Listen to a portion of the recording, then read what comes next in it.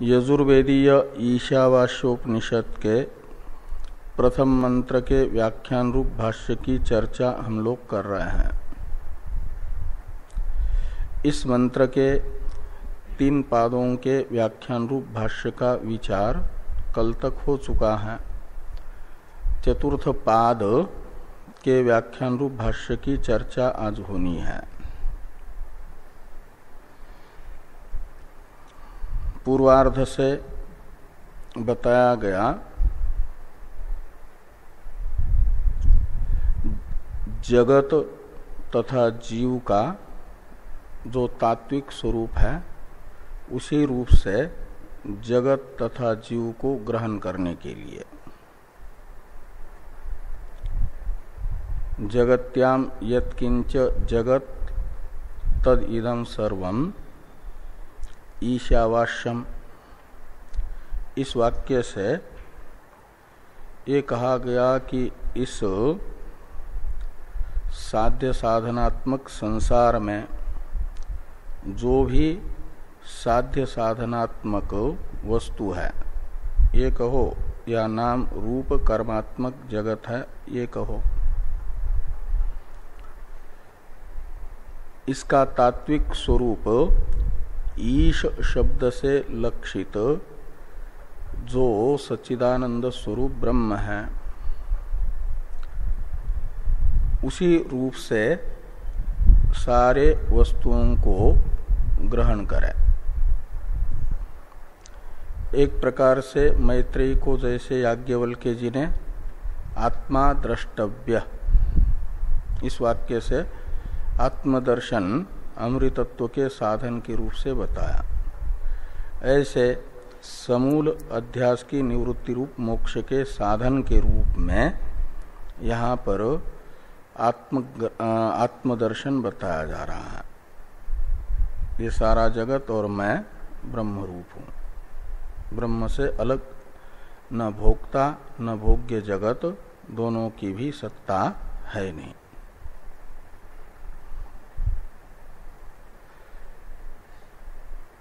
तो ऐसा ईशावास्यम इदं सर्वम यत्किंच जगत्यान जगत, इस वाक्य को सुनकर के ही सर्वम इदं अहंच ब्रह्मैव ऐसी अनुभूति होती है परमात्मिका, जिसे किसको होगी? जो उत्तम अधिकारी होगा। उत्तम अधिकारी माना जाता है साधक की साधना से निवर्त्य जितने भी दोष हैं होते हैं चित्त में, वो सारे दोष जिसके निवृत्त हो गए हैं वे साक्षात्कार की उत्पत्ति में प्रतिबंधक माने जाते हैं।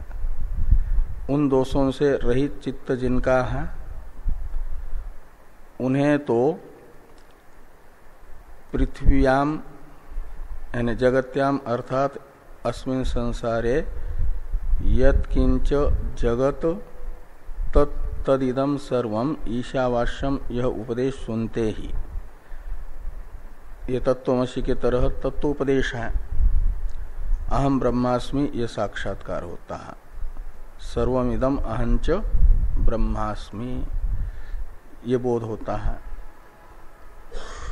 और जिनके चित्त में दोष है साक्षात्कार की उत्पत्ति में प्रतिबंधक, उन्हें फिर उन दोषों की निवृत्ति के लिए साधना करनी पड़ती है।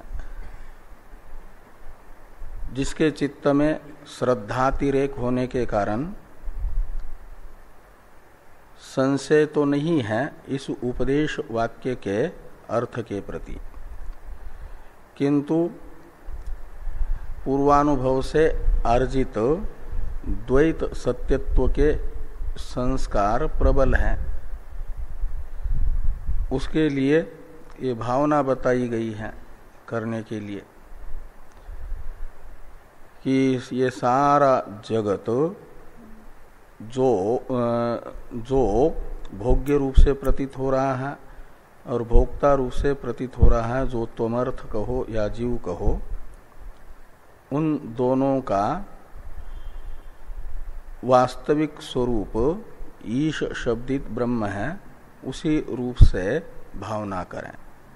भोक्ता भोग्य को भोक्ता और भोग्य रूप ही न समझ करके ब्रह्म रूप समझे, ये भावना। और जो विचार कुशल हैं उसके लिए युक्तियों से भोक्ता भोग्य कैसे ब्रह्मरूप होगा इसका चिंतन रूप मनन ये विधान किया है ईशावास्यम, इससे ये माना जाता है। ये दो प्रधान साधन हैं भोक्ता भोग्य की ब्रह्म रूप से भावना तथा भोक्ता भोग्य का ब्रह्म रूप से युक्तियों से चिंतन विचार। और इन दो प्रधान साधनों के अधिकारी वे जिज्ञासु हैं जो अभी ज्ञान तो प्राप्त करना चाहते हैं लेकिन भावना से निवर्त्य विपर्य यानी अशुभ संस्कार से दूषित चित्त वाले हैं और संशय तथा विपर्य आदि से युक्त हैं, संशयग्रस्त चित्त हैं जिनका, उन्हें विचार और मनन इसकी जरूरत है। तो इसके लिए ये दो साधन बताए गए करें, ये प्रधान साधन है। और इन प्रधान साधनों का सहयोगी येष्णातरे परित्याग रूप संन्यास तृतीय पाद के द्वारा बताया गया। पूर्वार्ध के द्वारा उन अधिकारियों को भावना और विचार रूप प्रधान साधन बताया, उस प्रधान साधन के सहयोगी के रूप में येष्णात्रय परित्याग रूप संन्यास का विधान तृतीय पाद से हुआ, तेन त्यक्तेन भुंजिथा से। अब ये जो चतुर्थ पाद है मा गृध कस्यस्विद धनम, यह तृतीय पाद के द्वारा विहित येष्णात्रय का परित्याग रूप संन्यास का जिसने अनुष्ठान कर लिया है, संन्यास ग्रहण कर लिया है, विविदिशा संन्यास, उसे मा गृध कस्यस्विद धनम इस चतुर्थ पाद के द्वारा नियम विधि बताई जा रही है। तो इसका अधिकारी है जिसने तृतीय पाद के द्वारा उक्त साधन को अपनाया है, सन्यास को, उसे सन्यासी कहा जाएगा। और सन्यासी के लिए नियम विधि बता रहा है मा गृध कस्यस्विद धनम, ये चतुर्थ पाद। और उसकी व्याख्या भाष्यकार भगवान कर रहे हैं एवं त्यक्तै सनस्त्वम मा गृध इत्यादि से। और ये जो चतुर्थ पाद का व्याख्यान रूप भाष्य आ रहा है एवं त्यक्तै सनस्त्वम इत्यादि, इसकी अवतरण टीका है, उसे पहले देखें।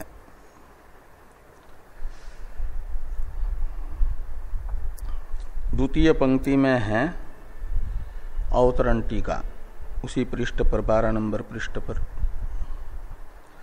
सन्यासिनः शरीर संधारण उपयुक्त कौपिन आच्छादन भिक्षाशनादि व्यतिरिक्तेपि कथंचित द्रव्य परिग्रहे रागश्चेत प्राप्नोति तन्निरोधे यत्नः कर्तव्य तस्य प्रधान विरोधित्वात् इति अभिप्रेत्य नियम विधिम आह।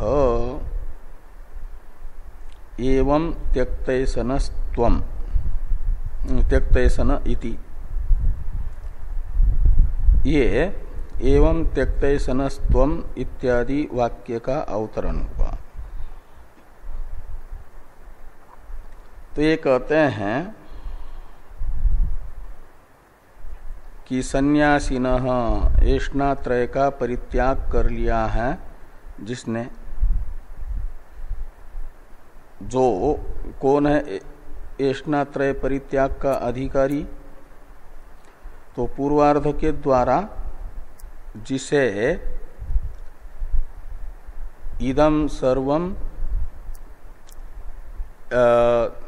सर्वात्मकम ईश्वर एव अहंच, ये सारा सर्वात्मक ईश्वर ही है और वो सर्वात्मक ईश्वर मैं हूं, ऐसी भावना का जो अधिकारी है, ये भावना रूप साधन जिसे बताया और विचार रूप साधन जिसे बताया है, तो इस प्रधान साधन के अधिकारी को ही तेन त्यक्तेन भुंजिता से ऐष्णात्रय का परित्याग ये बताया है करने के लिए, इसलिए वही अधिकारी है संन्यास का, ऐष्णात्रय परित्याग रूप संन्यास का। तो अपने पूर्वार्ध के द्वारा उक्त साधन ठीक ठीक संपन्न हो जाए, इसके लिए श्रुति ने ऐष्णात्रय का परित्याग बताया और वह कर लिया जिसने, छोड़ दिया ऐष्णात्रय को, उसे कहा गया सन्यासी। और ऐष्णात्रय का परित्याग करके जो अपना साधन है वो कर रहा है, भावना का अधिकारी भावना कर रहा है, विचार का अधिकारी विचार कर रहा है, जगत और जीव का ब्रह्म रूप से। तो उसके लिए आवश्यक है कार्यकरण संघात, भावना करने के लिए भी और विचार करने के लिए भी। बिना कार्यकरण संघात के ज्ञान के अंतरंग साधन न तो भावना का अनुष्ठान कर पाएगा न तो विचार कर पाएगा। और कार्यकरण संघात के जीवित रहने के लिए आवश्यक जो सामग्री है, श्रुति उसका परिग्रह करने के लिए अनुमति देती है। और उससे अतिरिक्त जिससे शरीर जीवित रहता है उतने साधनों का तो परिग्रह कर ले, और उससे अतिरिक्त जो विलासिता के साधन हैं उन साधनों के विषय में यदि चित्त में किसी प्रकार से राग उत्पन्न होता है, कथनचित का अर्थ है किसी प्रकार से, किसी हेतु से, तो किस हेतु से होगा, तो टिप्पणी में टिप्पणीकार ने 6 नंबर में बताया प्राच्य वासनया कुसंगादिनावा,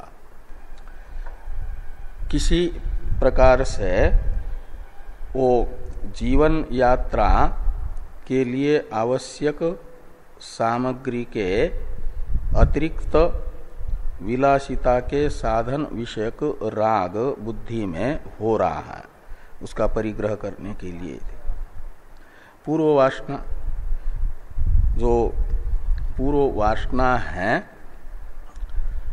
धन विषयनी, वह उद्भूत हो गई सन्यासी के चित्त में। तो उस वासना के कारण फिर धनादि का परिग्रह करने के लिए वो वासना राग होगा, रुचि होगी। तो कहा जा रहा है उस पूर्व वासना से उदित जो राग है, हाँ, ऐष्णात्रय तो राग का होता है एक प्रकार से कार्य विकसित स्वरूप, और राग होता है सूक्ष्म स्वरूप।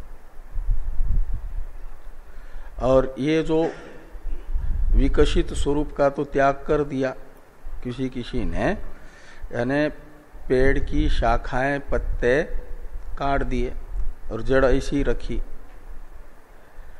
तो फिर वह जड़ समय पर पानी आदि वृष्टि के माध्यम से पा करके फिर अंकुरित होना शुरू कर देता है ना, उसमें प्रवाल आ जाता है।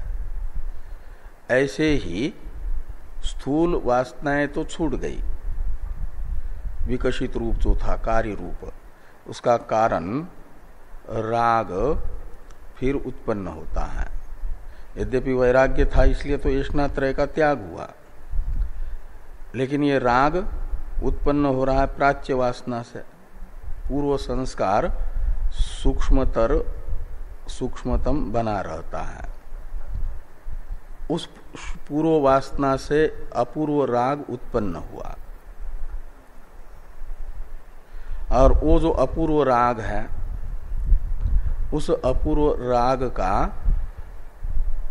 अंतःकरण में स्वागत नहीं करना है, अपितु उसे आते ही लौटाना है, ये कहा जा रहा है। इस अभिप्राय से कहते हैं कि कथम, एक तो प्राच्य वासना से पूर्व संस्कार से हुआ राग, पहले तो ऐष्णात्रय का त्याग कर दिया, राग भी वैराग्य पूर्वक त्याग कर दिया है, तो राग नहीं रहा। लेकिन राग की उत्पादक वासना जो रस शब्दित है, वो तो गीता कहती है साक्षात्कार से निवृत्त होती है। विषया विनिवर्तन्ते निराहारस्य देहिन रसवर्जम, रसोप्यस्य परम दृष्ट्वा निवर्तते के अनुसार अस्य ज्ञानिनः परमात्म साक्षात्कारम कृत्वा रसोपि निवर्तते, रस भी निवृत्त होता है। तो जब तक साक्षात्कार नहीं होता तब तक रस शब्दित सूक्ष्म वासनाएं रहती है। उन वासनाओं की निवृत्ति जब तक नहीं होगी तब तक राग होने की पूर्ण संभावना रहती है।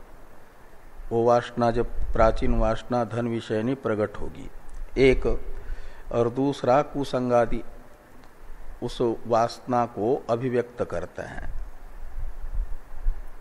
और मुख्य रूप से तो राग का उत्पादक होता है वही अपना ही जो संस्कार प्राच्य वासना, और उसकी सहयोगी होती है उसकी उद्बोधक, उसका उद्बोधक बनेगा कुसंग,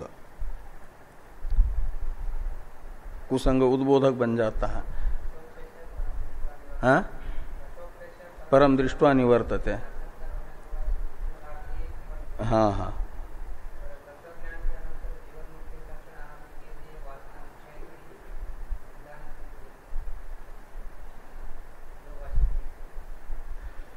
वो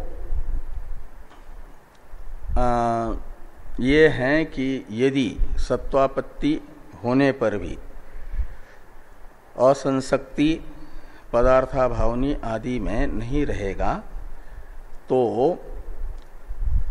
प्रारब्ध भोग काल में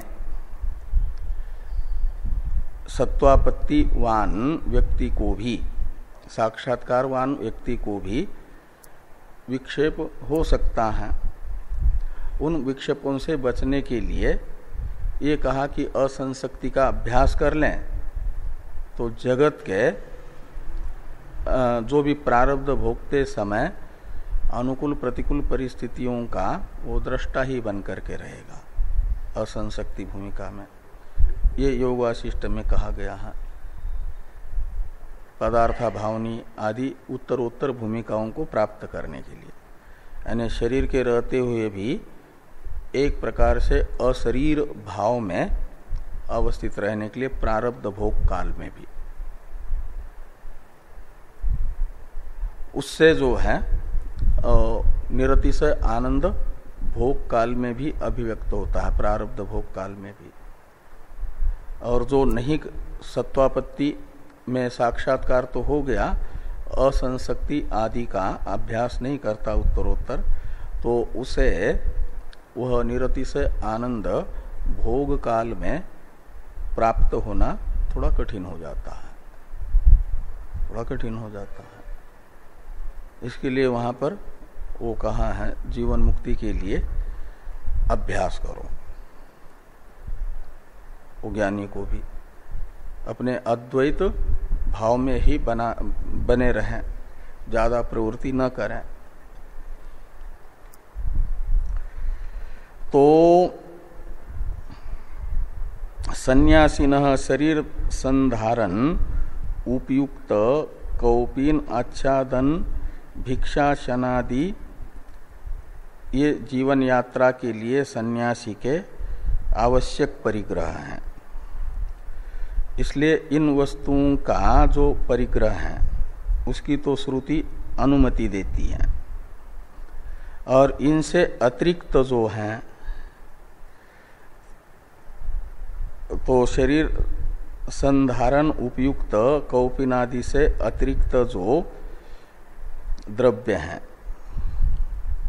उस द्रव्य परिग्रह में द्रव्य परिग्रह विषयक राग प्राच्य वासना से किसी प्रकार से प्राप्त हो जाए, प्राप्नोति चेत तन निरोधे यत्न कर्तव्य। उस तन निरोधे में तत्शब्द से वो राग को लेना, उस राग का निरोध करने के लिए यत्न करना चाहिए, प्रयत्न करना चाहिए। तस्य कहा राग का क्यों निरोध करना है, तो कहते इसलिए कि तस्य प्रधान विरोधित्वात्, ये जो तन निरोधे यत्न कर्तव्य ये प्रतिज्ञा हुई, इस प्रतिज्ञा का साधक हेतु है तस्य प्रधान विरोधित्वात्। इसमें तस्य यह सर्वनाम राग का ही परामर्शक है, जिसका निरोध करने के लिए कहा जा रहा है उसी का परामर्शक है तस्य शब्द।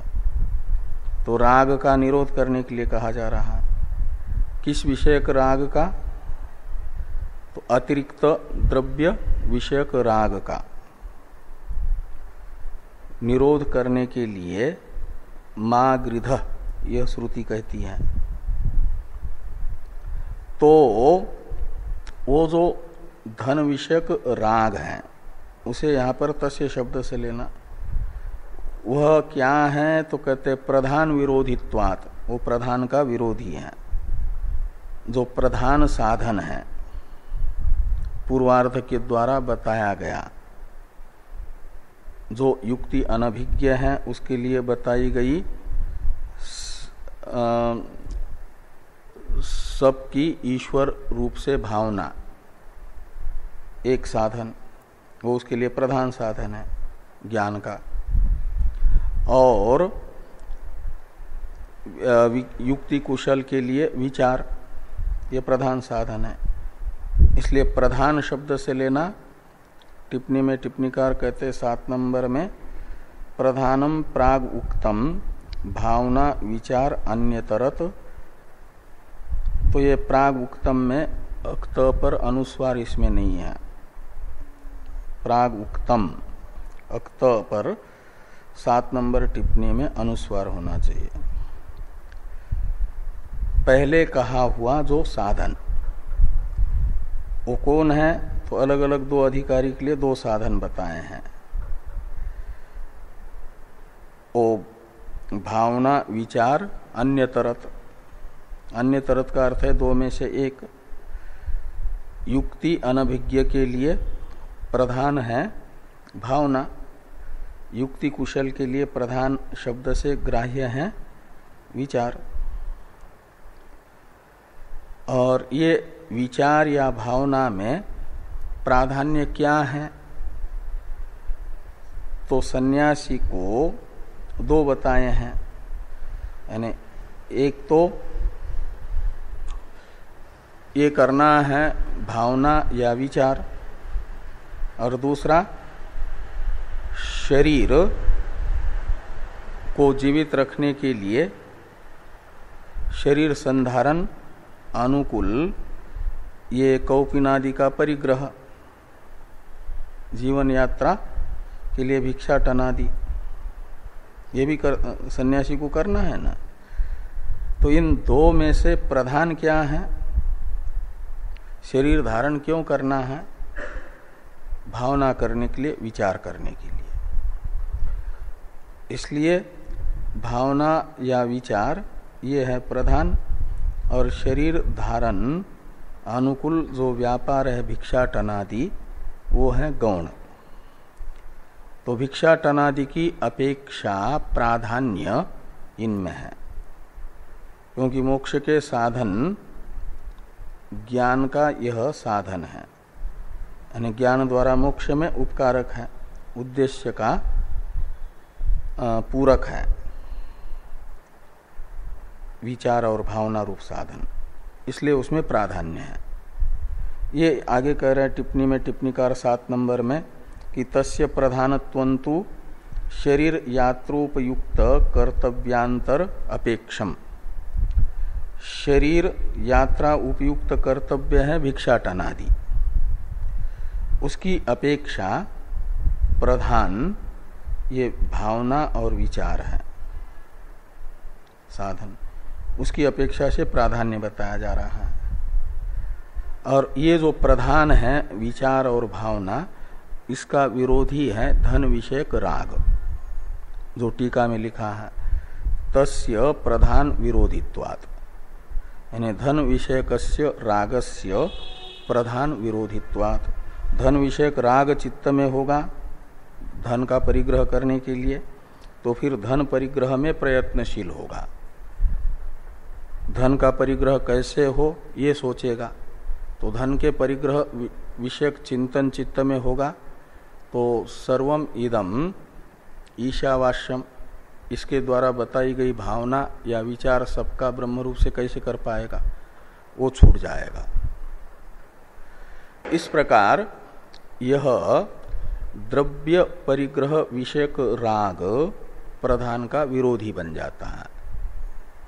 इसलिए द्रव्य परिग्रह विषयक राग का निरोध करें, ये मां गृध, इससे बताया जा रहा है, सन्यासी के लिए नियम बताया जा रहा।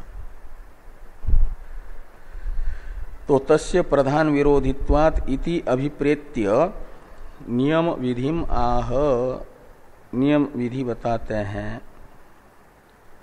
तो नियम विधि में तो होता जो प्राप्त साधन है, अप्राप्त का विधायक नहीं होता नियम विधि। व्रीहीन अवहंती, ये वितुषीकरण के साधन के रूप में अवघात प्राप्त ही है, उसी का प्रापक है। उसे नियम मात्र होता है कि एक साध्य के साधन के रूप में जो अनेक साधन प्राप्त हो रहे हैं, उनमें से एक का ही नियमन करना है। ऐसे ये जो गर्धा भाव है, गर्ध कहते हैं आकांक्षा को, इच्छा को, धन विषयनी इच्छा का अभाव, ये प्राप्त है किसमें? सन्यासी में। येष्णात्रय का परित्याग कर दिया है तो उसमें धन विषयनी येष्णा का भी तो अभाव हो गया ना, फिर परित्याग हुआ तो प्राप्त जो धन विषयनी येष्णा है, येष्णा भाव है, येष्णा नहीं, धन विषयनी येष्णा का अभाव, उसी का नियमन मागृध इसके द्वारा किया जा रहा है, ये कह रहे हैं। अब भाष्य में देखिए, एवं त्यक्ते सनस्त्वम मागृध, मागृध कस्यस्विद धनम, इसमें मागृध ये जो दो पद हैं ये विधि है, यानी विधि क्या, निषेधात्मक वाक्य है, निषेधात्मक नियम है। यहाँ विधेय है गर्धा भाव, येष्णा भाव। मागृध में कौन सा धातु है? हाँ, गृध इच्छार्थ में धातु है। और लकार कौन सा है?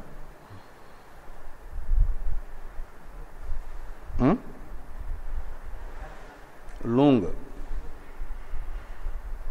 मांगी लुंग वो सर्व लकार अपवाद होता है। ऐसे तो विधि होने के कारण गर्धा भाव का विधान हो रहा है, तो प्राप्त है लोट या लिंग, दोनों में से एक प्राप्त है। लेकिन मांगी लुंग ये सूत्र कहता है कि मांग उपपद होने पर सब लकारों के अर्थ में ये होगा लुंग लकार। लुंग का फिर वो सब वो होकर के बन जाता है गृध। अड़ागम न मांग योगे से नहीं हुआ, तो लुंग लकार होने पर भी इसका अर्थ निकलेगा विधि ही। तो गृध का तो अर्थ हो जाएगा आकांक्षाम कुरु, गृधेत का अर्थ निकलता है आकांक्षाम कुरु।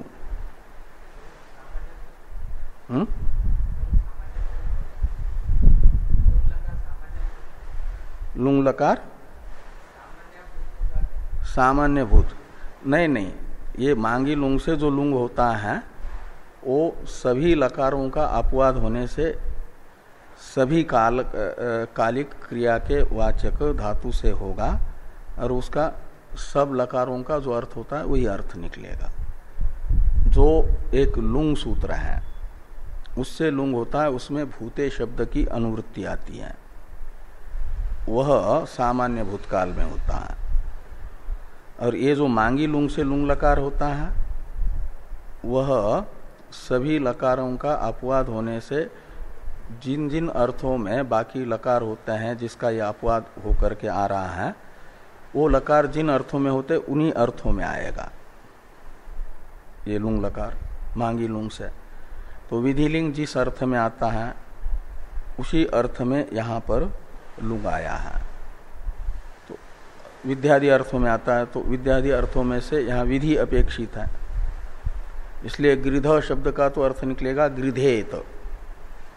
गृधेत का अर्थ है गृधिम, और वो तो प्रथम पुरुष में तो गृधेत बनेगा,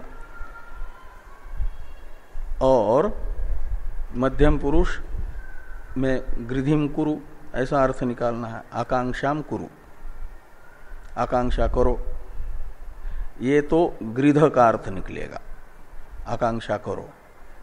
और माँ ये निषेध अर्थ में है तो बताएगा आकांक्षा मत करो। तो आकांक्षा का अभाव विषयनी विधि, गृध्याभाव विषयक विधान मां गृध का इस वाक्य से हो रहा है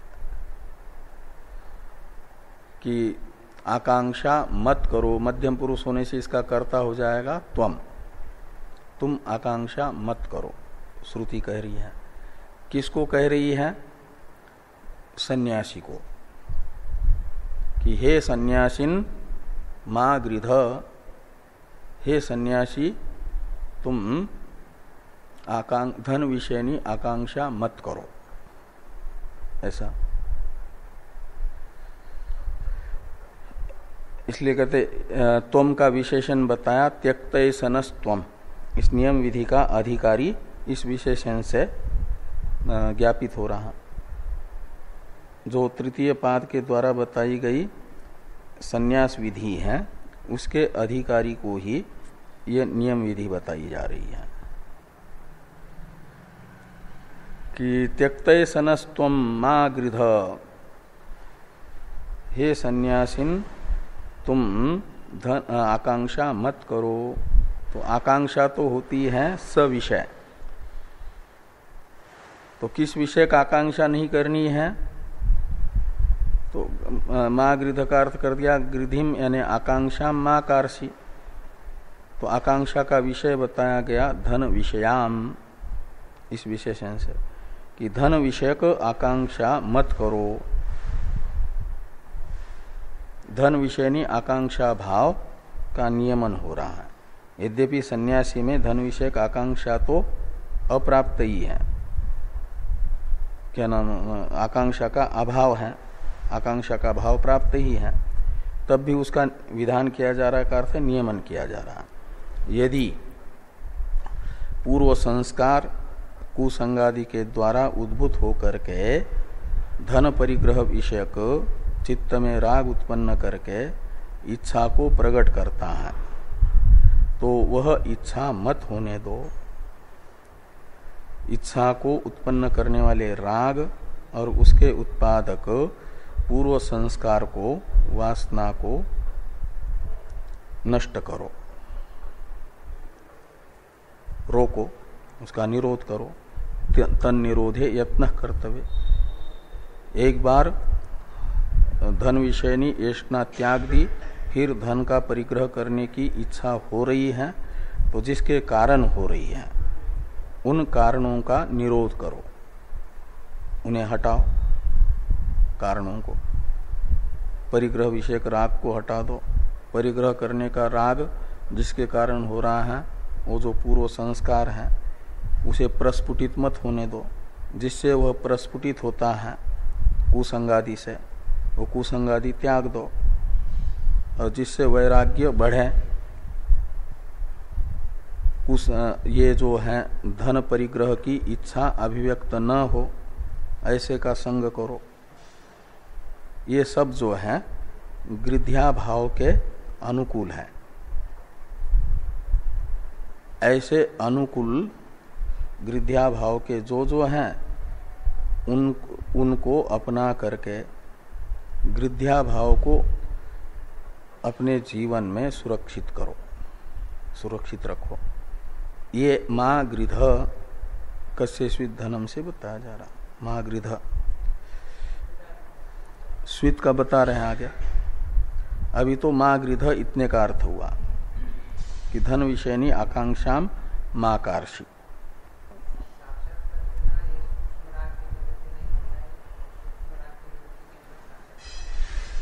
नहीं, जो राग साक्षात्कार से निवर्त्य हैं वो साक्षात्कार में प्रतिबंधक नहीं होता, ये ध्यान में रखना।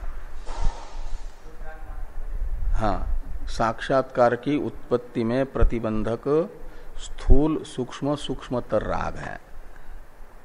सूक्ष्मतम राग साक्षात्कार से निवृत्त होता है, वह साक्षात्कार में प्रतिबंधक नहीं होगा। साक्षात्कार की उत्पत्ति में प्रतिबंधक वो नहीं होगा। अंधकार प्रकाश से निवर्त्य है, वह अंधकार की उत्पत्ति में प्रतिबंधक नहीं बनता। वो तो क्या अंधकार प्रकाश से निवर्त्य है, तो प्रकाश की उत्पत्ति में अंधकार बाधक नहीं बनता है, प्रतिबंधक नहीं होता। जो प्रकाश उत्पत्ति के साधन है उनको अपना करके प्रकाश उत्पन्न कर हो जाता है, दीप प्रकट हो जाता है। स्विच ऑन करते समय प्रकाश कोई बाधक, क्या नाम, अंधकार बाधक नहीं बनता। और स्विच ऑन करते ही प्रकाश होते ही अंधकार चला जाता है। ये नहीं कि स्विच ऑन करने पर भी अंधकार होने से प्रकाश प्रकट नहीं हो रहा है। प्रकाश निवर्त्य होने से अंधकार को प्रकाश की उत्पत्ति में बाधक नहीं माना गया। जो जिससे निवर्त्य होता है वह उसकी उत्पत्ति में बाधक नहीं होता। हाँ?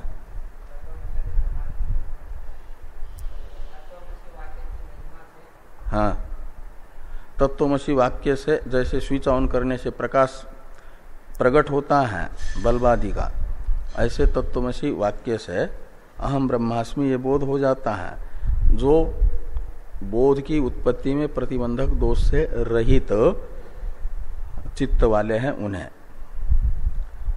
और उस बोध से ये सूक्ष्मतर वासना निवृत्त होती है। सूक्ष्मतम सूक्ष्म ये जो वासना है वो निवृत्त होती है, जिसे गीता में रस शब्द से कहा है। रसोप्य से परम दृष्टवा निवर्तते। इनका तारतम्य है।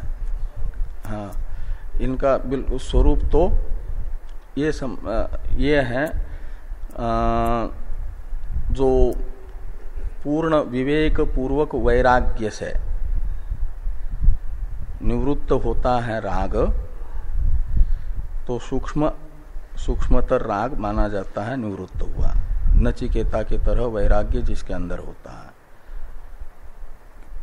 स्थूल विषयक राग होगा तो तुरंत ही बिना विचार के जिन पदार्थ विषयक राग है उसके गुण दोषों के बिना ही उनको प्राप्त करने की कामना होगी।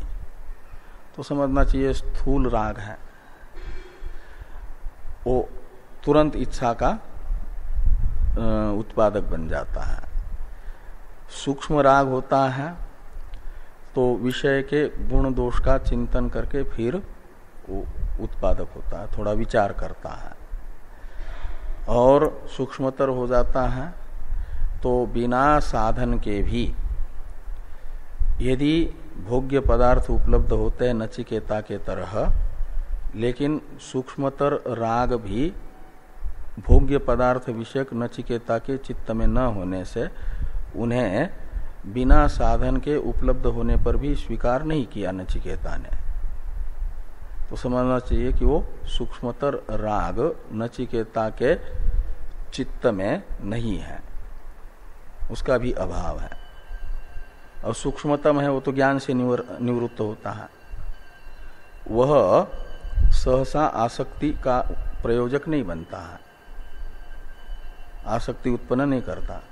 जो जगत में प्रवृत्ति का हेतु बने, अपने विषय की प्राप्ति के लिए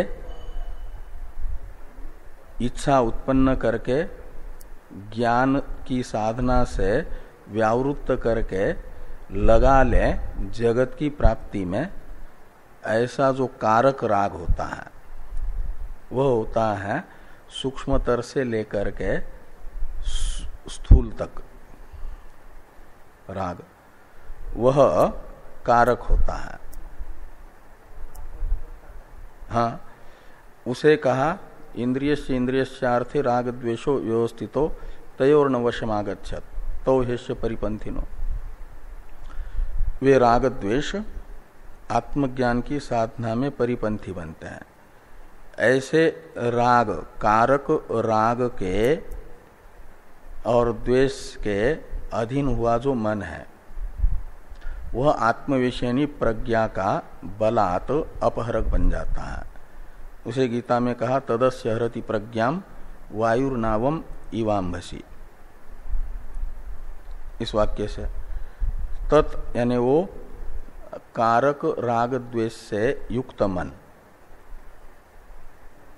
अस्य यानी जिज्ञासुनः प्रज्ञाम हरति, ओ आत्मविषयनी जो प्रज्ञा है प्रमाण से प्राप्त, उसका अपहरण करके अपने विषय में ले जाता है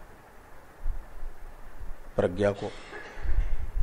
तो वो जो कारक राग है आत्मविषयनी प्रज्ञा को आत्मविमुख बनाने में समर्थ जो राग है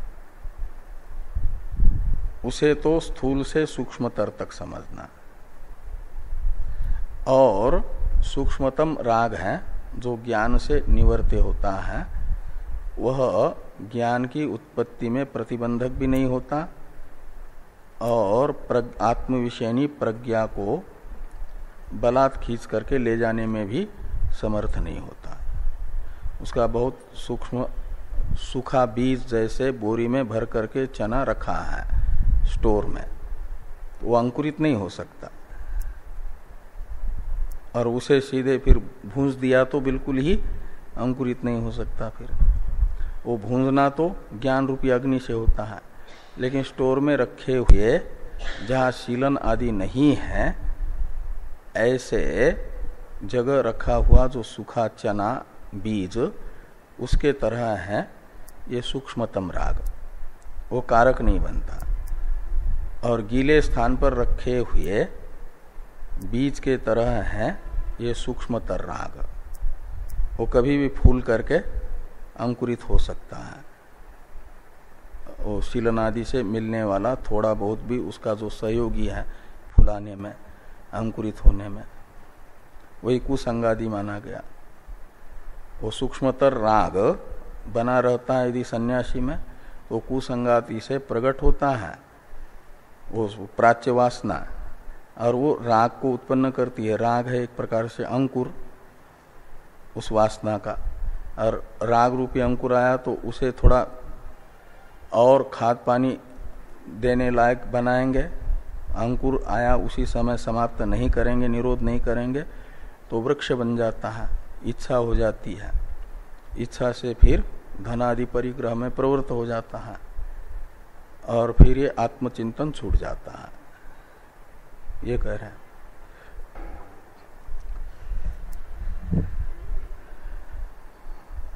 तो अब कस्यस्विद धनम इसका अर्थ कर रहे हैं कि कस्यस्विद धनम, इसमें स्वित का अर्थ कर दिया चित, चित यानी अपि, चित ये निपात है, स्वित भी निपात है और चित भी निपात है। तो कस्य स्वित का ही पर्यायवाचक शब्द बताया कस्यचित, और कस्यचित में चित का अर्थ है अपि, तो कश्यापि ये अर्थ निकलेगा। कश्यापि यानी किसी का भी, किसी के भी धन की आकांक्षा मत करो, किसी के भी धन की आकांक्षा मत करो, ये अर्थ निकलेगा। तो किसी के भी का अर्थ निकलेगा, दो ही हैं, एक स्वयं और एक दूसरा, इसलिए कहते हैं परस्य स्वस्य वा, कश्यापि का अर्थ निकलेगा दूसरे के धन की भी और अपने धन की भी आकांक्षा मत करो। कस्यचित यानी परस्य स्वस्य वा धनम माकांक्षी, आकांक्षा का विषय धन है और धन पूर्व में संन्यास लेने से पहले जो अपना था पूर्वाश्रम संबंधी धन त्याग दिया है और बाद में कुसंगादि के कारण पूर्व वासना धन विषयनी प्रकट हुई, उसने राग उत्पन्न कर दिया, राग वशात फिर धन को प्राप्त करने की, अपने त्यागे हुए धन को प्राप्त करने की इच्छा हो रही है, तो फिर पूर्वाश्रम में जाकर के भाई आदियों से अपना हिस्सा मांगना शुरू कर ले सन्यासी बन करके, तो माना जाता है कि अपने धन की फिर गृधा कर दी, आकांक्षा कर दी। तो ये भी मत करो, ये श्रुति कह रही है। स्वस्यापि स्वस्य धनम अपि मा गृध, क्योंकि त्याग दिया है तुमने, और दूसरे के सेवकों के धन की आकांक्षा मत करो कि आए और लोग हमको दान दक्षिणा खूब चढ़ाए, ऐसी। तो एवं त्यक्तय सनस्त्वम मा गृध यानी गृधिम आकांक्षा मा कार्षी, धन विषयाम, धन विषय का आकांक्षा मत करो। कस्यस्विद धनम यानी कस्यचित परस्य स्वस्य वा धनम माकांक्षी, ऐसी आकांक्षा मत करो, ये सन्यासी को कहा जा रहा है। एक कस्यस्वित में स्वित इस निपात के विषय में भाष्यकार भगवान कहते हैं कि स्विद इति अनर्थको निपातः, स्वित इसका जो अन्यत्र प्रसिद्ध वितर्क रूप एक अर्थ होता है वह अर्थ यहाँ पर नहीं है, इसलिए उसे अनर्थक कहा जा रहा है। अर्थ शब्द, अनर्थक में अर्थ शब्द से लीजिए, स्वित इस निपात का अन्यत्र प्रसिद्ध जो वितर्क रूप अर्थ है वह अर्थ यहाँ नहीं है, अनर्थक है का अर्थ। अपितु अपि अर्थ में है, चित अर्थ में है, ये सामान्य अर्थ है उसका। तो इसका चित रूपी सामान्य अर्थ ही है, विशेष जो वितर्क रूप अर्थ है अन्यत्र प्रसिद्ध, वह अर्थ नहीं है। इस अभिप्राय से स्वित इति अनर्थको निपातः ये लिखा है। इसे ही टीकाकार कह रहे हैं, टीका को देखिए।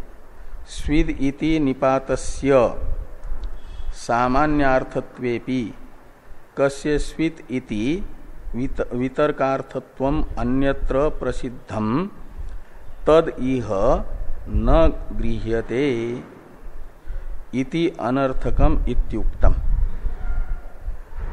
तो ये कहा कि स्वित इस निपात का चित यह सामान्य अर्थ बता दिया है। कस्य चित का ही पर्यायवाचक शब्द भाष्यकार भगवान ने कस्य चित बता दिया ना, कस्य स्वित का। तो एक प्रकार से स्वित कस्य का तो कस्य ही अर्थ रखा, सर्वनाम है, अस्वित का ही अर्थ चित कर दिया। तो ये सामान्य अर्थ तो बता दिया है, इसलिए चित इस सामान्यार्थक यहाँ पर स्वित यह निपात होने पर भी कस्य स्वित इत्यादि में जो स्वितीय निपात अन्य प्रयोग में जो वितर्कार्थ में प्रसिद्ध है, वितर्कार्थत्वम अन्यत्र प्रसिद्धम। स्वित इस निपात का वितर्क यह अर्थ अन्य प्रयोगों में प्रसिद्ध है।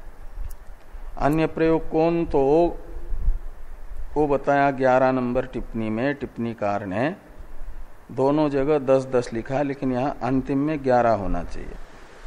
अन्यत्र इति, ये जो अंतिम टिप्पणी है ना, वो 11 नंबर करना हुआ, इसमें 10 लिखा है।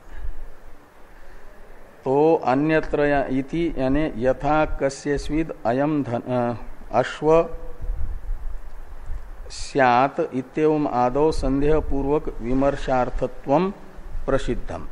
ये वितर्क शब्द का भी अर्थ निकलेगा संदेह पूर्वक विमर्श। तो वितर्कार्थत्व का अर्थ निकलेगा संदेह पूर्वक विमर्शार्थत्व। ये जो संदेह पूर्वक विमर्शार्थत्व, ये कस्यायम अश्व, कस्यस्विद अयम अश्व इत्यादि प्रयोग में स्वित इस निपात का प्रसिद्ध है संदेह पूर्वक विमर्श रूप अर्थ। ये वितर्क है, वह अर्थ यहां पर नहीं है। वितर्क रूप अर्थ वो विशेष अर्थ है। तो स्वित इस निपात का जो विशेष अर्थ अन्यत्र प्रसिद्ध है, वह अर्थ यहां नहीं लिया गया। ये भाष्यकार भगवान स्वित इति अनर्थ को निपात इस वाक्य से कहना चाहते हैं। ये टीकाकार ने कहा कि कस्य स्वित इति वितर्कार्थत्वम अन्यत्र प्रसिद्धम तद इह न गृह्यते। स्वित इस निपात का वितर्कार्थ यहाँ पर ग्रहण नहीं किया जा रहा है। सामान्य जो अपि अर्थ है वो तो लिया जा रहा है। इसी अभिप्राय से अनर्थकम इति उक्तम।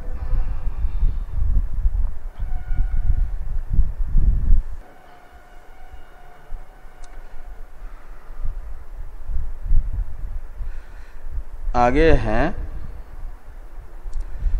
ये स्वित निपात के विषय में ही एक प्रकारांतर बताते हैं। इसका आक्षेप रूप विशेष अर्थ मानते हैं। एक तो चित ये सामान्य अर्थ बताया, तो चित इस सामान्य अर्थक न मान करके विशेष अर्थ लेना है, तो यहाँ पर आक्षेप रूप विशेष अर्थ लिया जाए, ये कह रहे हैं। अथवा मा गृध कस्य स्वित धनम, इसमें स्वित ये आक्षेपार्थक निपात हैं। ये व्याख्यान करने के लिए अथवा ये पक्षांतर द्योतक अथवा शब्द है। तो मा गृध का अर्थ है आकांक्षा मत करो, धन विषयनी आकांक्षा मत करो। कहा कस्मात, धन विषयनी आकांक्षा सन्यासी को क्यों नहीं करनी चाहिए, कस्मात से पूछा गया। तो ये हेतु बताने वाला कस्यस्वित धनम ये वाक्य होगा। महागृध, इसने तो सन्यासी को धन विषयक आकांक्षा के अभाव का विधान कर दिया, धन विषयनी आकांक्षा नहीं करनी है करके बताया। इस विधान में हेतु बताने वाला वाक्य है कस्यस्वित धनम। इसमें स्वित ये निपात आक्षेप अर्थ में है। आक्षेप अर्थ में होने से उसका अर्थ निकलता है निषेध, नहीं। धनम कस्य, तो कस्य स्वित, तो कस्य शब्द बताएगा क्या नाम कस्य स्वित में स्वित ये निपात बताएगा किसी का भी नहीं है आक्षेपार्थक होने से। धन को तत्व दृष्टि से यदि देखा जाए, जब ईशावास्यम इदम सर्वम से बताई गई जो तत्व दृष्टि है, उस तत्व दृष्टि से गृहीत धन होगा तो आत्मा ही होगा, तो धन तो है ही नहीं जिस विषय का आकांक्षा करें तत्व दृष्टि से। सन्यासी को तो तत्व दृष्टि से संपन्न होना है, सन्यासी तो तत्व दृष्टि से युक्त होता है, तो तत्व दृष्टि अपना करके सन्यासी ये मान ले कि धन तो वस्तुतः आत्मस्वरूप है, तो धन है ही नहीं परमार्थ दृष्टिया जिसकी इच्छा करनी है। तो ये यहां पर कहा जा रहा है कि कस्य स्विद धनम इति आक्षेपार्थो न कस्यचिद धनम अस्ति यद गृधेत। ये स्वित निपात का अर्थ निकलेगा कि धन तो किसी का है ही नहीं। क्यों नहीं है धन किसी का? कहते हैं यद गृधेत, जिसकी आकांक्षा करनी है वह धन तो किसी का है ही नहीं। न स्वयं का जो त्यागा हुआ धन है वह तो आत्मा है तत्व दृष्टि से, इसलिए दूसरे का धन भी और अपना त्यागा हुआ धन भी तत्व दृष्टि से आत्मरूप होने से उसका आत्मा से अतिरिक्त अस्तित्व ही न होने से किसकी आकांक्षा की जाए? सत्य हो तो उसकी आकांक्षा करे। ऐसा विचार करके तत्व दृष्टि को अपना करके क्या करे कि धन विषयनी आकांक्षा को रोके, उसका निरोध करे। ये यहां पर बताया गया। अब ये जो कहा कि न कस्यचित धनम अस्ति, ये प्रतिज्ञा है ना, यानी हेतु है किसमें? धन की आकांक्षा न करने में। और ये जो हेतु है इस हेतु की सिद्धि के लिए आगे वाला वाक्य है आत्मैव इदम सर्वम इति ईश्वर भावनया सर्वम त्यक्तम अतः। इतना वाक्य पूर्व के साथ हेतुत्वेन रूपेण अन्वित होता है। इसको पूरा ही किया जाए, 5 मिनट लगेगा। तो ये कहा कि न कस्यचित धनम अस्ति, किसी का तो धन है ही नहीं तत्व दृष्टि से जिसकी आकांक्षा करनी है। तो कहा ये किसी का भी धन नहीं है जिसकी आकांक्षा करनी है वो धन। ये कैसे आपको निश्चित हुआ? इसलिए कि एक आत्म वस्तु ही है, धन और धन का स्वामी दोनों भी नहीं है तत्व दृष्टि से। इसे कह रहे हैं कि आत्मैव इदम सर्वम इति ईश्वर भावनया सर्वम त्यक्तम। अतः शब्द के अनुरोध से यतः शब्द का अध्यार करना। तो यतः आत्मैव इदम सर्वम इति ईश्वर भावनया सर्वम त्यक्तम अतः कस्यचित धनम नास्ति, ऐसा अन्वय करना पूर्व के साथ हेतुत्वेन रूपेण। अतः शब्द हेतु को बता रहा है कस्यचित धनम नास्ति इस प्रतिज्ञा के सिद्धि में। कहते हैं कि जिस कारण से ईश्वर भावना से सब त्यक्तम यानी बाधितम भवति, जो भी नाम रूप कर्मात्मक जगत हैं, स्वस्वामी भावात्मक जगत हैं, वह कल्पित हैं और ईश्वर भावना से यानी तत्व दृष्टि से उनका ग्रहण करते हैं तो वो त्यक्त यानी बाधित हो जाता है, जिस कारण से बाधितम। और जो बाधित होता है उसका वास्तविक अस्तित्व होता ही नहीं है। तो आकांक्षा करने वाला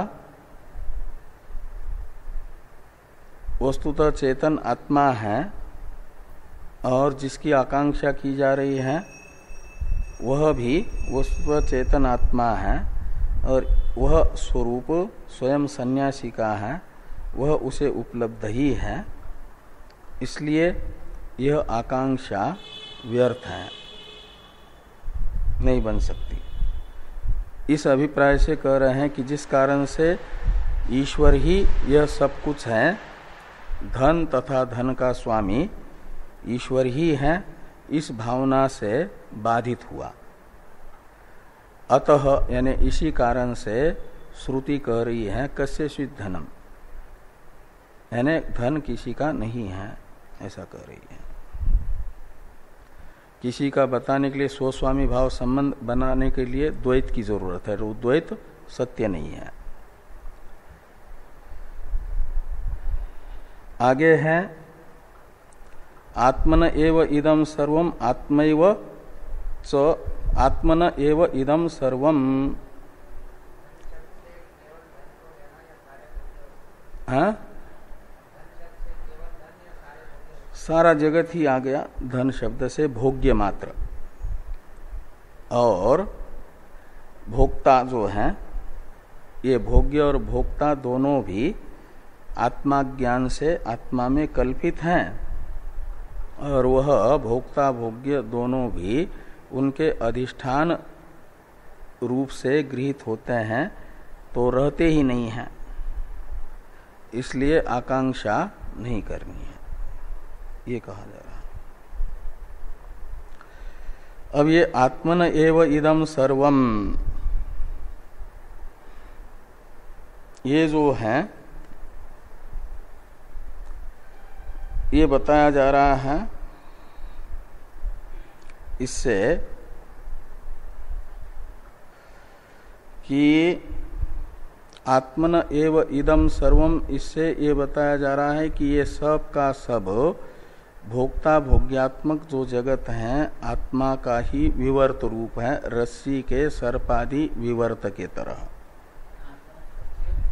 हाँ हाँ हाँ, पंचमी भी होता है, षष्ठी भी होता है। तो जब षष्ठी करेंगे तो आत्मन एव इदम सर्वम विवर्तम ऐसे लगाना, ये सब कुछ आत्मा का ही विवर्त है।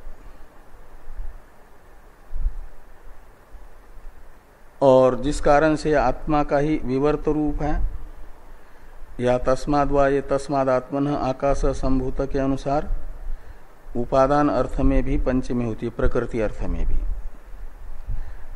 वो बताएगा कि आत्मा विवर्त उपादान कारण है, और इदम सर्वम शब्दित ये सारा जगत आत्मा का विवर्त कार्य है। तो ये सब कुछ आत्मनः में पंचमी यदि मानते हो, प्रकृति अर्थ में भी पंचमी होती है। एक सूत्र आता है कारक में, यतश्च, ऐसा वो पूरा सूत्र नहीं आ रहा है, वो प्रकृति के वाचक शब्द से पंचमी करता है। प्रकृति कहते उपादान कारण को। तो इदम सर्वम शब्दित जो आकाशादि जगत है उसका प्रकृति है तस्माद् वा ये तस्माद् आत्मनः आकाश संभूत के अनुसार परमात्मा ब्रह्म, वह पंचमी है, वो प्रकृति अर्थ में है। प्रकृति यानी विवर्त उपादान कारण। प्रकृति शब्द विवर्त उपादान कारण के लिए आता है, वेदांत में उपादान कारण है, विवर्त उपादान कारण। तो विवर्त उपादान कारण इस जगत का ब्रह्म ही है, जिस कारण से, तो ब्रह्म से, ब्रह्म का ही ये सारा विवर्त है, इसलिए ब्रह्म ही है। तो आत्मैव च इदम सर्वम, ब्रह्म का ही ये सब विवर्त होने के कारण यह ब्रह्म ही है। तो धन भी सर्वांतपाती आ गया, वो भी ब्रह्म का विवर्त होने से वास्तविक नहीं है, और वास्तविक उसका स्वरूप ब्रह्म ही है। अतः इससे, इस चर्चा से ये सिद्ध कर दिया कि जिस विषयक आकांक्षा हो रही है, जिस स्वरूप विषयक आकांक्षा हो रही है धन के, वो धन का नाम रूपात्मक स्वरूप वह विकार होने से, वाचारंभनम विकारो नाम ध्येयम के अनुसार वाचारंभन है, मिथ्या है। और मिथ्या विषयक आकांक्षा तुम मत करो, ये अर्थ निकलेगा। अतः मिथ्या विषयाम गृधिम मा कार्षी, मिथ्या विषयक आकांक्षा तुम मत करो। ये श्रुति येष्णात्रय त्यागी सन्यासी को कह रही है, नियम विधि बता रही है। थोड़ा सा टीका में है एक वाक्य, व्यवहार दृष्टिया अपि आत्मन एव इदम सर्वम शेषभूतम जड़स्य चित्परतंत्रत्वात् अतो अप्राप्ते विषये नाकांक्षा कर्तव्या। ये उसका अर्थ कर रहे हैं आत्मन एव इदम सर्वम इत्यादि का, कि व्यवहार दृष्टि को भी देखते हैं तो व्यवहार में देखा जाता है जो जड़ होता है वह चेतन का शेष होता है, जड़ चेतनार्थ होता है, चेतन का अंग होता है, चेतन का शेष होता है। तो ये कहते हैं कि आत्मन एव इदम सर्वम, चेतन है आत्मा, और इदम सर्वम शब्दित ये धनादि सारा जगत है आत्मा का शेष अंग, आत्मा का भोग्य है? तो या तो इसको फिर कल ये कर ले पूरा।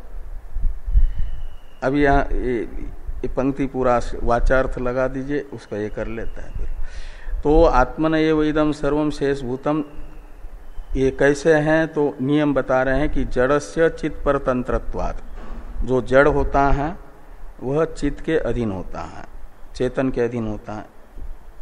तो चेतन यानी जो जिसके अधीन होता है वो उसका शेष माना जाता है। तो जो गृहादि संघात है वो गृह स्वामी का शेष होता है, अंग होता है। ऐसे ही जड़ धन भी जड़ है, वो चेतनार्थ होगा, चेतन के लिए होगा।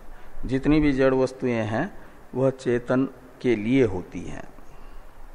इस अभिप्राय से कहते हैं जड़स्य चित्त परतंत्रत्वात् इदम सर्वम आत्मन एव शेषम शेषभूतम अतो अप्राप्ते विषय, तो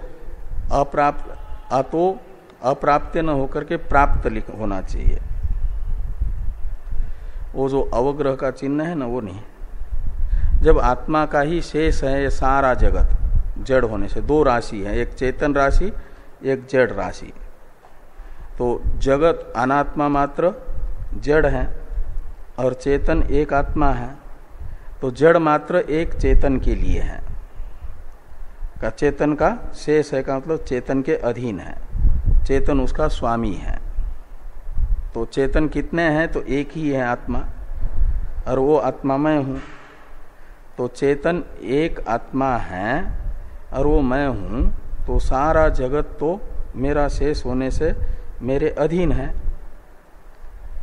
और जो जिसके अधीन होता है, जिस अधीन का अर्थ है प्राप्त, तो चेतन को तो ये सारा प्राप्त ही है, चेतन का शेष होने से, जड़ होने से प्राप्त ही है ना। तो जो प्राप्त होता है तद विषयक आकांक्षा नहीं होती। तो ये कहते हैं कि प्राप्ते विषये न आकांक्षा कर्तव्या, प्राप्त विषय में आकांक्षा, प्राप्त विषय विषयक आकांक्षा करना बनता नहीं है। तो तुम ये विचार करो कि चेतन तो मैं हूं और सारा जड़ जगत मुझे मेरे अधीन है, मेरा शेष होने से तो मुझे प्राप्त ही है। तो प्राप्त विषय का आकांक्षा करना मेरी भूल है। जो मुझे प्राप्त ही है उसकी आकांक्षा करना ये मेरी भूल है। ऐसा समझ करके वो आकांक्षा मत करो, ये कह रहे हैं। क्या अप्राप्त की आकांक्षा होती है? ये तो प्राप्त ही है, प्राप्त विषय का आकांक्षा नहीं होती। और यदि करता है तो समझना चाहिए कि वो अनेक चेतन देख रहा है, दो ही राशि नहीं देख रहा है। व्यवहार दृष्टि से तो दो ही है, एक चेतन और एक जड़। जड़ है चेतन के अधीन, का मतलब चेतन को प्राप्त ही है। जो जिसके अधीन होता है कितना भी दूर हो वो उसे प्राप्त ही माना जाता है अधीन होने से। और जो जिसके अधीन है उसकी आकांक्षा उसे नहीं होती है। अधीन का अर्थ ही होता है जिसके अधीन है वो स्वामी है, और जो अधीन है वो उसका स्व है, प्राप्त है उसे। तो प्राप्त विषयक आकांक्षा उचित नहीं है। आकांक्षा करना है, आकांक्षा होती ही नहीं है। और यदि होती है तो समझना चाहिए कि उसे अप्राप्त की भ्रांति है, ये भूल है। इसलिए यहां जो अवखंड है ना, वो अवखंड नहीं होना चाहिए। व्यवहार दृष्टि से दो ही पदार्थ है, एक चित और एक जड़।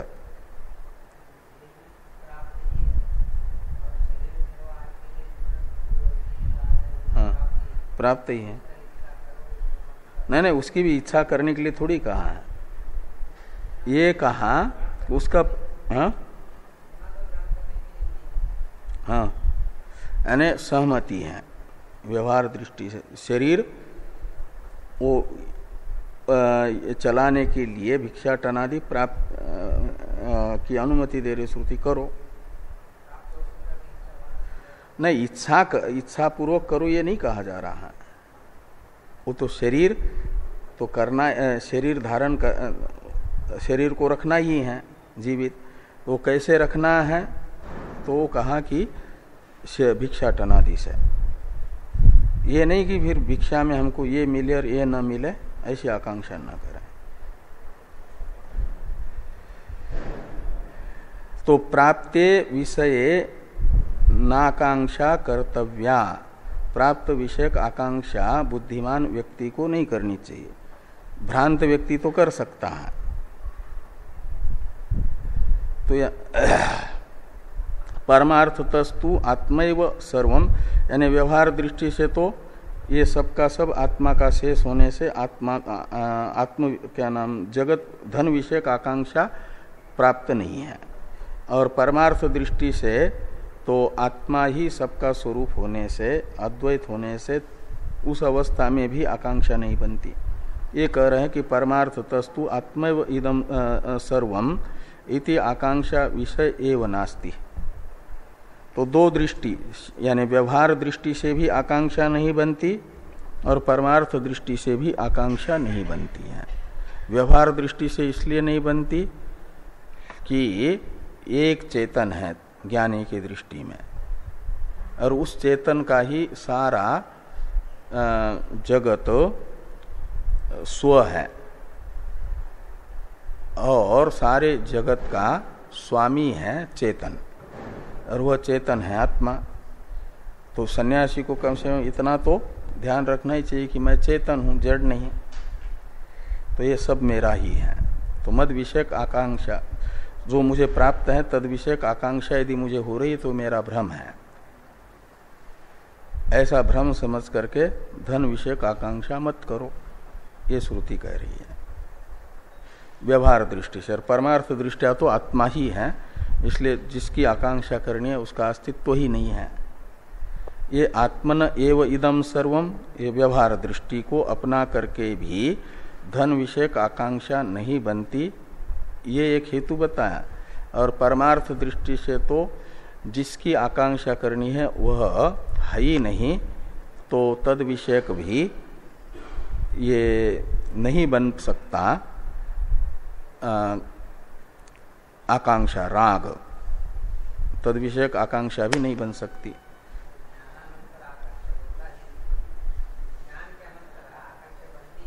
नहीं, लेकिन ये साधक अवस्था में भी तत्व दृष्टि को अपना करके ये कहा जा रहा है कि उसका विचार करके, तत्व का ही विचार करना है ना। ये विचार करो कि धन का पारमार्थिक स्वरूप आत्मा ही है। जिस स्वरूप में धन को हम सत्य समझ रहे उसका सत्य स्वरूप है ही नहीं, तो जिसकी मुझे आकांक्षा हो रही वो मिथ्या है। मिथ्या विषयक आकांक्षा ठीक नहीं।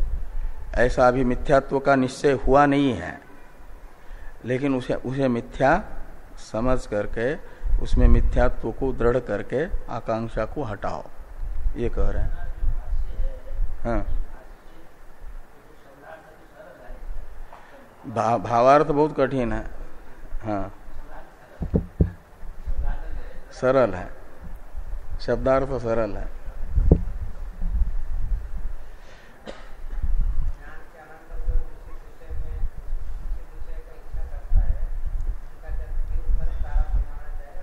नहीं, ज्ञान, अपरोक्ष ज्ञान होने के बाद तो इच्छा होती ही नहीं, वो सब होगा अपरोक्ष ज्ञान के पहले तक। तो अपरोक्ष ज्ञान के पहले तक यदि कुछ हो रहा है तो उसे सत्य समझ करके होता है इच्छा आदि। तो उसके लिए कहा जा रहा है कि तत्व दृष्टि अपना करके उस इच्छा को रोको, इच्छा मत होने दो।